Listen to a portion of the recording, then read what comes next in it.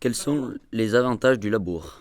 Alors les avantages du labour, il y en a plusieurs. La première, c'est la restructuration du sol, l'enfouissement des matières organiques et l'aplanissement du sol, dans un premier temps.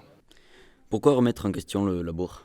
Alors le labour, il n'a pas non plus que des avantages. On peut avoir aussi, par le biais du labour, une réduction, voire une destruction de la faune et de la microfaune du sol, notamment tout ce qui est vers et vers de terre, qui peut engendrer donc des soucis par la suite.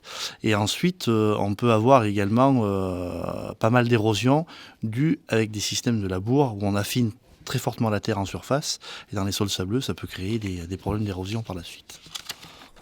Quelles sont les autres alternatives au labour? Alors il y a plusieurs alternatives, hein. La deuxième solution, c'est le travail en techniques culturales simplifiées, qu'on appelle les TCS. Et la dernière solution, la plus extrême ou la plus poussée, c'est aucun travail préalable du sol, c'est le semi-direct. Quelle est votre conclusion par rapport à tous ces travaux du sol? Et bien, par rapport au travail du sol, on peut faire une conclusion générale en disant qu'il n'y a pas de solution miracle.